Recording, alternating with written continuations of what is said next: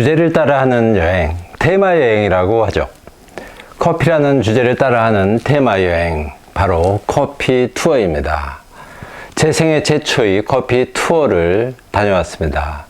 커피 생산지가 아니라 소비지인 유럽, 그 중에서 세계 최고의 카페가 있는 프랑스, 에스프레소를 발명한 커피의 나라 이탈리아, 인스턴트 커피의 상징 네슬레가 있는 나라 스위스, 그리고 커피를 좋아했던 제크 케네디와 그레이스 켈리의 나라 모나코 등 4개국 커피 투어였습니다. 출발지는 대한민국 커피의 수도인 강릉 안목항 커피거리입니다.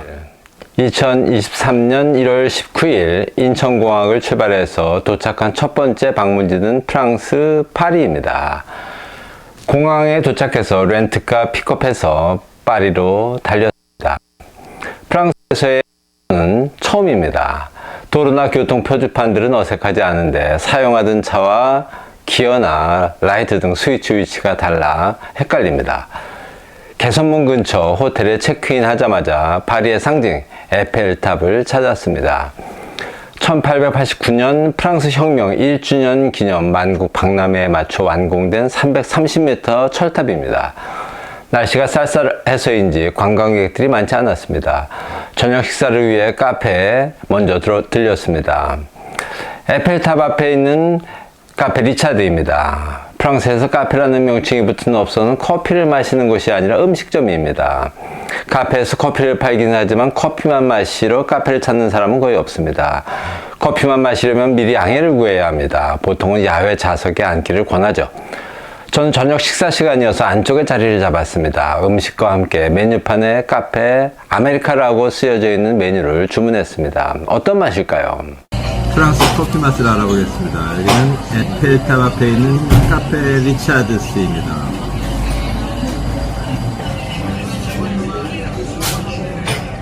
아메리카노 스타벅스보다 맛있습니다.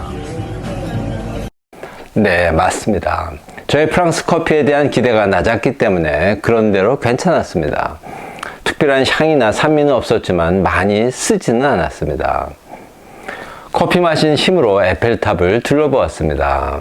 오래전 처음 왔을 때만큼은 아니지만 여러 번 와도 규모에는 놀랄 수밖에 없습니다. 1시간쯤 산책을 마치고 호텔로 돌아왔습니다. 주차장 표시가 되어 있는 지하에 차를 세웠습니다.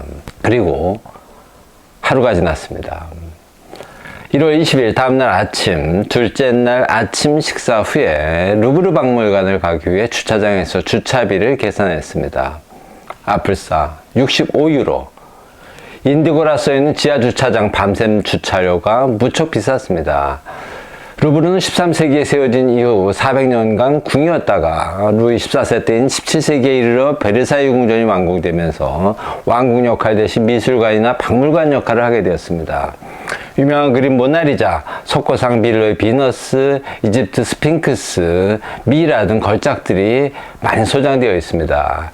예약을 하고 왔기 때문에 쉽게 입장을 했습니다. 역시 모나리자 앞에 사람들이 많습니다. 2시간 관람 후 파리에서 남서쪽으로 조금 떨어진 곳에 있는 베르사유 궁전을 방문했습니다. 루이 14세가 네덜란드로부터 받은 커피 나무를 이곳 식물원에서 키웠죠. 직접 커피 체리를 따고 가공해서 마신 것으로 유명합니다. 날씨는 여전히 쌀쌀했습니다. 점심을 먹기 위해 카페를 찾았습니다. 최근 유럽 여행을 해보신 분들은 아시겠지만 구글 맵에서 레스토랑이나 카페 정보 찾아보면 임시 휴업이 굉장히 많습니다. 코로나와 불경기 여파를 느끼죠. 베르사유 궁전 주변 카페들도 상황이 같습니다. 문을 연 카페 중 프랑스 전통 음식을 파는 카페에 들어갔습니다. 4인 점심 가격이 120유로 정도였습니다. 커피는 에스프레소로 주문했습니다. 맛은 어떠했을까요? 매우 평범한 수준이었습니다. 프랑스 어디를 가나 커피 맛은 비슷하지 않을까라는 생각이 드는 순간이었습니다. 다시 파리 시내로 돌아와 마트 구경을 하기로 했습니다. 유명한 까르푸를 검색하고 도착했는데 주차장을 찾지 못해 결국 구경을 포기했습니다. 쇼핑을 포기했습니다. 유럽 대도시 자동차 여행에서는 주차가 큰 걸림돌입니다. 다음 셋째 날 1월 21일 토요일입니다. 호텔에서 아침 식사를 한 후 남쪽을 향해 달렸습니다. 최종 목적지는 지중해 연안 오래된 항구도시 마르세유입니다. 3시간쯤 운전한 후 휴게소에 들렀습니다. 생각보다 사람이 많습니다. 프랑스 고속도로 휴게소에서 마신 커피 맛은 어땠을까요? 프랑스 파리에서 리옹 가는 고속도로 휴게소 커피 맛을 보겠습니다. 카페 필트로입니다.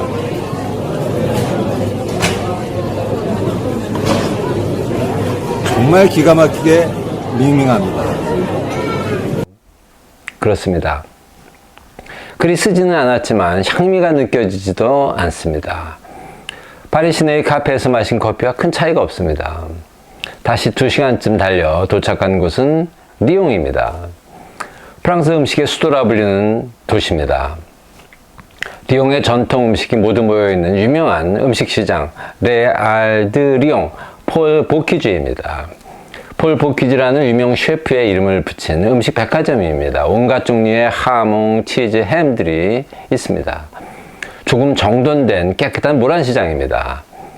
카페는 없습니다. 하몽과 치즈로 점심을 먹고 출발했습니다. 리옹을 출발해서 다시 3시간 운전하여 드디어 마르세유에 도착했습니다. 프랑스의 첫 근대 도시입니다. 17세기 중반 북아프리카의 알렉산드리아 항으로부터 커피가 프랑스에 처음 들어온 바로 그 항구 도시죠. 늦게 도착해서 주차장을 찾다 보니 매우 피곤했습니다. 이렇게 하루가 지났습니다. 1월 22일 일요일입니다. 호텔에서 아침 식사를 했습니다. 커피는 기계에서 내려 마시는 스타일입니다. 우리나라 뷔페 음식점과 차이가 없습니다. 카페 알롱지를 선택했습니다. 맛은 어떨까요? 파리의 카페 고속도로 휴게소에서 마신 커피와 같습니다. 가족들 성화의 한국 식품점 서울마트에 들렀습니다. 세네갈을 거쳐 이민 온 젊은 주인이 갓 오픈한 마트였습니다. 거주 한인이 20여 세대뿐인 마르세유에도 한국 식품점이 생기는 것을 보면 한류는 여전히 진행 중입니다.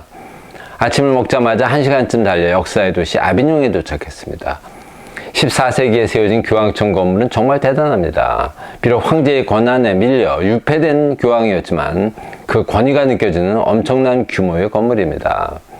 교황청 건물 안에 카페 사인이 있어서 따라갔습니다. 반긴 것은 바리스타가 아니라 자판기입니다. 그것도 이탈리아 라바짜였습니다. 카푸치노를 한 잔 내렸습니다. 우리나라 카푸치노보다는 커피 맛이 조금 진합니다. 점심은 아비뇽 시내 광장에 있는 카페에서 셰프 추천 음식으로 했습니다. 스테이크, 치즈, 하몽, 특히 감자튀김이 훌륭했습니다. 여기서 마신 에스프레소는 프랑스에서 처음으로 산미가 조금 느껴지는 맛이었습니다. 프랑스 아비뇽에서 마시는 에스프레소 어떤 맛일까요?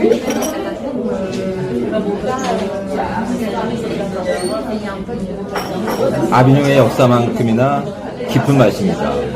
달콤합니다. 날이 춥고 시간도 없어서 유명한 아비뇽의 다리를 포기하고 아르로 향합니다. 빈센트 반 고흐가 1888년부터 그의 생의 마지막 2년을 살며 작품 활동을 했던 곳입니다. 이곳에서 그림을 그리고 파리에 있던 동생 테오에게 편지와 함께 보냈습니다. 이 작품들이 지금 네덜란드 빈센트 반 고흐 미술관과 파리 오르세 미술관에 남아 있습니다. 아르는 로마 시대 원형 경기장이 남아 있습니다. 이 훌륭한 문화유산이 관리도 되지 않은 채 잠겨 있습니다. 주변에는 걷기 어려울 정도로 개의 분비물과 쓰레기 천지입니다. 이럴 바에야 문화유산이 적당히 남아 있어서 보호를 잘 받는 한국이 더 낫지 않을까 하는 생각을 했습니다. 유명한 반 고흐 카페를 찾아갔습니다. 그의 작품 밤이 카페 테라스에 나오는 바로 그 유명한 카페입니다. 그런데 일요일이라 문을 닫았습니다. 게다가 춥다 보니 을씨년스럽습니다.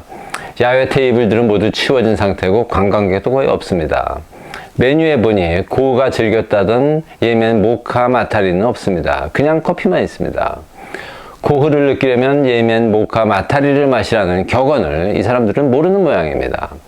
프랑스에는 커피가 한 가지만 있는 게 확실합니다. 실망감을 안고 바라보는 론강, 고흐 그림에 등장하는 아름다운 론강과 다리가 더욱 쓸쓸해 보였습니다. 아릴에서 다시 마르세유로 달립니다. 45분 운전거리입니다. 프로방스의 풍경은 매우 좋습니다. 고흐가 파리를 버리고 달려올 만합니다. 물론 고흐가 최종적으로 가고자 했던 곳은 일본이었습니다. 프로방스는 포도밭, 복숭아밭, 아몬드밭, 올리브밭이 이어지는 넓은 땅입니다. 마르세유 입구에 있는 고속도로 휴게소에 들렀습니다. 유명한 카페 포리방기입니다. 반고흐가 아릴에 머물고 있던 1889년에 문을 연 134년 된 카페입니다. 직원 아주머니가 영어를 한마디도 못하는 바람에 주문에 애를 먹었습니다. 카페 올레를 주문했습니다. 맛은 우리나라 카푸치노와 비슷한데 조금 연한 편입니다. 역시 특별하지는 않습니다. 이렇게 하루가 흘렀습니다. 1월 23일 월요일입니다. 오늘 첫 방문지는 인상파 화가 폴 세잔의 도시 액상 프로방스입니다. 정말 어렵게 주차를 하고 유명한 미라보 거리를 걸었습니다. 지역 특산품인 아몬드 가루로 만든 과자 칼리송을 파는 가게에 들렀습니다. 1920년 개업한 르루아 레네, 친절한 직원 덕분에 구경도 하고 몇 가지 디저트를 구입했습니다. 그중 하나가 커피 원두를 통째로 넣은 초콜릿 레장로베 디 루아, 바로 이 제품입니다. 지역의 상징인 로통드 분수가 바라다 보이는 카페에 들렸습니다. 중심지인 만큼 빈자리가 없었습니다. 나오려는데 지배인이 잡았습니다. 자신이 해결 못하는 문제가 없다는 말과 함께 예약석 표시가 되어 있는 자리로 안내를 했습니다. 괜찮냐 했더니 예약석을 다른 곳에 잡으면 된다는 말. 대응력 최고인 지배인 덕분에 화덕이 보이는 자리에 앉아 화덕 피자와 파스타를 주문했습니다. 커피는 에스프레소. 프랑스 남부 액상 프로방스에서 마시는 카페 로턴도 그리고 칼리송, 어떤 맛일까요?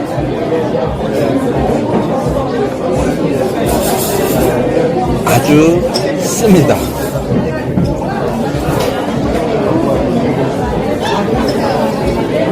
와, 달콤합니다. 피자 맛은 최고였지만 에스프레소는 역시 특별하지 않았습니다. 식사 후 세 잔의 아틀리에를 찾았지만 월요일이라 휴무였습니다. 짧았던 액상 프로방스 방문을 마치고 다시 운전대를 잡았습니다. 2시간 만에 도착한 곳은 영화의 도시 칸입니다. 칸 영화제가 열리는 빨레 데 페스티벌 데 콩그레 건물입니다. 2019년 기생충의 황금 종려상, 2022년 송강호의 나무주연상, 박찬욱의 감독상 수상에 이어 올해는 우리나라 영화인 누가 이 건물 앞 레드카펫을 밟을지 궁금합니다. 건물 주차장이 무료였던 것은 유럽 여행에서 처음 느끼는 즐거움이었습니다. 건물 뒤로 보이는 지중해도 매우 아름다웠습니다. 칸느를 출발해서 30분 만에 도착한 곳은 휴양도시 니스입니다. 지중해 최고의 바다라고 하는 곳입니다. 지중해 최고의 비치가 있는 곳이죠. 비치에서 멀지 않은 곳에 있는 호텔에 체크인을 하고 주변에 있는 커피 전문점 호버를 찾았습니다. 바리스타 레미가 친절하게 맞았습니다. 음식과 함께 카페 알롱지를 주문했죠. 한국에서 온 커피 인문학자가 자신의 커피를 어떻게 평가할지 조바심을 냈습니다. 나쁘지도 않고 특별하지도 않은 프랑스 커피 그 맛이었습니다. 예의상 엄지척을 했더니 매우 좋아했습니다. 한국 커피에 대해 설명을 했습니다. 굉장한 궁금증을 갖고 들었습니다. 가져간 한국산 100% 인스턴트 커피 원두를 선물로 주었습니다. 바로 이 제품이었습니다. 함께 일하는 바리스타 3명과 함께 마시겠다고 했습니다. 1월 24일 화요일입니다. 일어나자마자 아침에 열리는 재래시장을 구경하고 유명한 니스 해변으로 나갔습니다. 겨울이라서 사람은 거의 없었습니다. 몽돌 해변을 거니고 눕고 파도 소리를 들으며 취한 휴식은 짧았지만 달콤했습니다. 니스에는 마티스 미술관과 샤갈 미술관이 있습니다. 아쉽게도 이날 모두 휴관이었습니다. 미술관 휴관은 어른들에게 아쉽지만 아이들에게는 경사입니다. 바로 출발해서 서쪽으로 달립니다. 니스를 출발해서 30분 만에 도착한 곳은 모나코입니다. 저에게는 몬테카를로 자동차 경주로 익숙한 도시국가죠. 내비게이션을 켜고도 도로를 찾기 어려울 정도로 복잡한 미로들이 연속적으로 나타나는 아주 오래된 항구 도시입니다. 천신만고 끝에 주차를 하고 계단을 한참 올라 왕궁에 도착했습니다. 왕궁 앞 골목에 있는 120년 된 카페에서 피자로 점심을 시키고 아메리카노를 주문했습니다. 어떤 맛이었을까요? 120년 된 모나코의 카페, 로스트 카페에서 마시는 아메리카노. 어떤 맛일까요?